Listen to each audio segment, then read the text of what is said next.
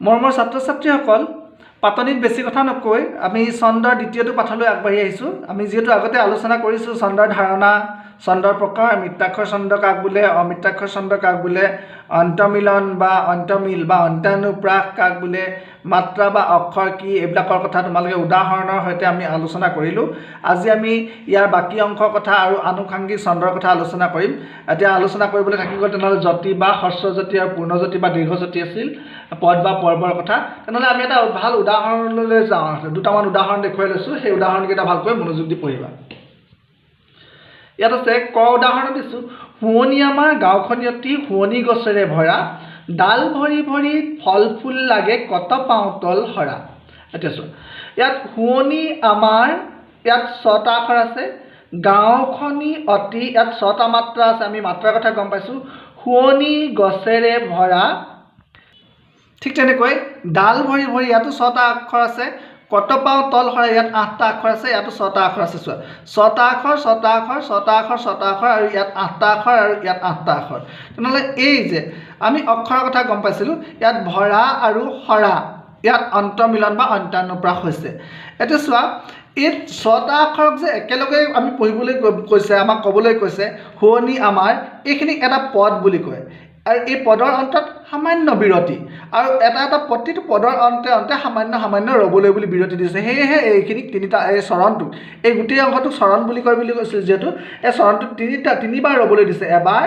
দুবাৰ তিনিবাৰ, সেইকাৰণে তিনি অংশকৈ এইটো লিখিছে। ঠিক ইয়াত ডাল ভৰি ভৰি অলপ ৰ'বলৈ দিছে, বিৰতি ল'বলৈ কৈছে, ফল ফুল লাগে অলপ বিৰতি, কত পাওঁ, মানে একেৰাহে এইখিনি পঢ়িবলৈ কৈছে, আৰু একেৰাহে একেলেঠাৰীয়ে ধাৰাবাহিকভাৱে এই কত পাওঁ তল সৰা এইখিনি ৰ'বলৈ কৈছে, আৰু ইয়াত সম্পূৰ্ণভাৱে ৰ'বলৈ কৈছে। আৰু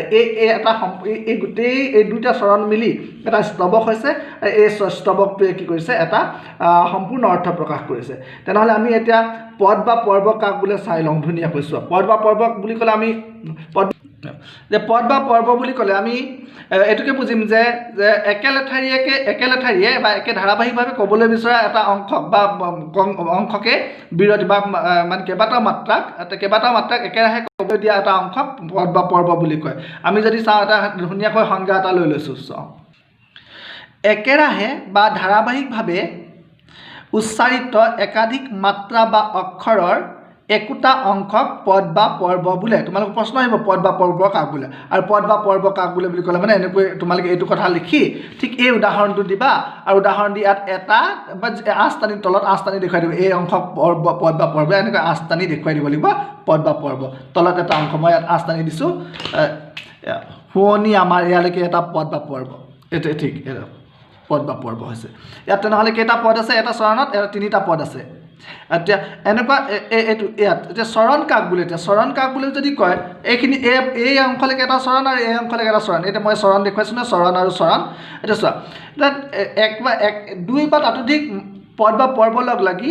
সামান্য বিৰতিৰ পৰা এটা অংশক চৰণ বোলে, অৰ্থাৎ ইয়াৰ পৰা ইয়ালৈ এটা চৰণ হৈছে, ঠিক এই ডালৰ পৰা সৰালৈকে এটা চৰণ হৈছে। ঠিক ইয়াতো আমি চাব পাৰোঁ, প্ৰথমে প্ৰণামো ব্ৰহ্ম ৰূপী সনাতন, এইটো এটা চৰণ হৈছে। ইয়াত আমাক এইখিনিত ৰৈছোঁ, তোমালোকে ধুনীয়াকৈ এই প্ৰাৰ্থনাটো বা এই অংশ, নামৰ এই অংশ তোমালোকে শুনিছা বিভিন্ন ঠাইত, জুবিন গাৰ্গেও গাইছে বা এনেকুৱা, এইবিলাকত প্ৰথমে প্ৰণামো ব্ৰহ্ম, এইখিনিতহে ৰয়, ৰূপী সনাতন, যদিও এইটো ব্ৰহ্মৰূপী বুলি কোৱা হৈছে, কিন্তু ৰ'বলৈ বুলি ব্যৱহাৰ কৰিছে ইয়াত। এই 8টা আখৰক একেলগে পঢ়া হৈছে, এইটো এটা পৰ্ব, পদ বা পৰ্ব, আৰু এই ৰূপী সনাতন এটা পদ বা পৰ্ব। ঠিক তেনে সৰ্ব অৱতাৰৰ কাৰণ নাৰায়ণ। এতিয়া ঠিক তেনেকৈ ইয়াত এইখিনি এইটো এটা চৰণ, এইটো এটা চৰণ, আৰু এই চৰণত মানে এইবিলাকক একোটা অংশক এটা পদ বা এইখিনি এটা অংশক পদ বুলি কৈছে। ঠিক তেনেকৈ ইয়াত তিনিটা পদ আছে। এতিয়া পদ কাক বোলে বা চৰণ কাক বোলে, আমি পদটো পালোঁৱে, চৰণ কাক বোলে চাইছোঁ।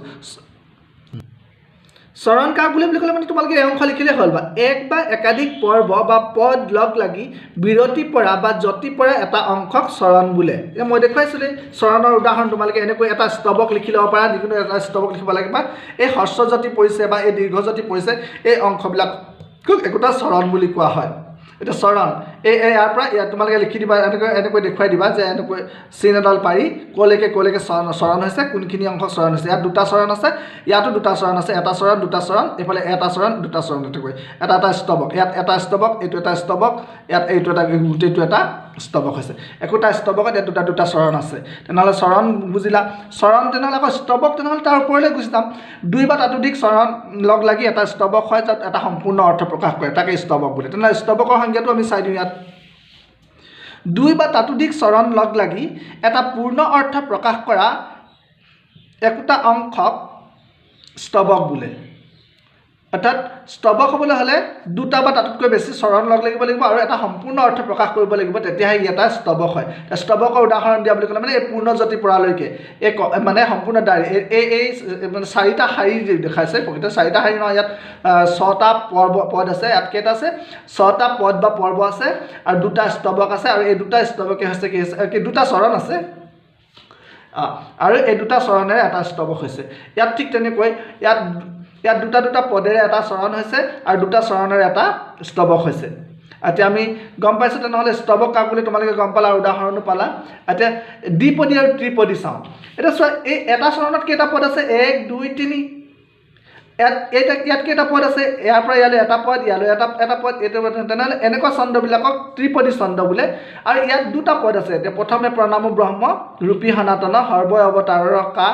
ৰণ নাৰায়ণ এতিয়া চোৱা এই 2টা পদ আছে দুবাৰ ৰ'বলৈ দিছে এনেকুৱা ছন্দবিলাকক দ্বিপদী ছন্দ বুলি কয় য'ত 2টা পদ এটা চৰণত যেতিয়া 2টা পদ থাকে তেনে ছন্দবিলাকক দ্বিপদী ছন্দ বোলে আৰু এটা চৰণত যেতিয়া 3টা পদ থাকে তেনে ছন্দবিলাকক ত্ৰিপদী ছন্দ বোলে এতিয়া আমি লিখি চাওঁ দ্বিপদী আৰু ত্ৰিপদী ছন্দ 2টা পদেৰে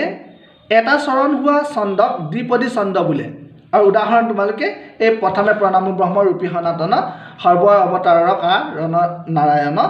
এই অংশটো ল'ব পাৰা ঠিক তেনেকৈ ত্ৰিপদী ছন্দ বুলি ক'লে 3টা পদেৰে এটা চৰণ হোৱা ছন্দক ত্ৰিপদী ছন্দ বোলে উদাহৰণটো এইটো শুৱনি আমাৰ গাঁওখনি অতি শুৱনি গছেৰে ভৰা ইয়াত 3টা 1 2 3টা আছে ঠিক ডাল ভৰি ভৰি ফল ফুল লাগে কত পাওঁ তল হৰা এটা 2টা 3টা পদ আছে এনেকৈ 3টা অংশ পদ আৰু বেলেগ কবিতাও পাব পাৰা তোমালোকে এনেকৈ 3টা পদ থকা ঠিক এনেকুৱাকৈ লিখা 3 টুকুৰাকৈ লিখা কবিতা পাবা সেইবিলাকক ত্ৰিপদী ছন্দ আৰু একেলেঠাৰিয়াকৈ লিখা মাজতে ভাগ কৰি পঢ়িবৰ কাৰণে বা পাঠ কৰিবৰ কাৰণে মাজতে ভাগ কৰি লোৱা এনেকুৱা পদ 2টা পদ থকাবিলাকক দ্বিপদী ছন্দ বোলে দ্বিপদী ছন্দ আৰু ত্ৰিপদী ছন্দৰ কথা গম পালা তেনেহ'লে এতিয়া হ্ৰস্বজাতি আৰু দীৰ্ঘজাতিৰ কথা এতিয়া প্ৰশ্ন আহে যতি কাক বোলে যতি কেই প্ৰকাৰৰ আৰু কি কি তেতিয়া যতি কাক বোলে বুলি ক'লে মানে ৰ'বলৈ দিয়া যিখন বিৰতি সেই বিৰতিকে যতি বোলে এতিয়া চোৱা শুৱনি আমাৰ গাঁওখনতি শুৱনি গছেৰে ভৰা ইয়াত আমি অলপ সময় ৰৈছোঁ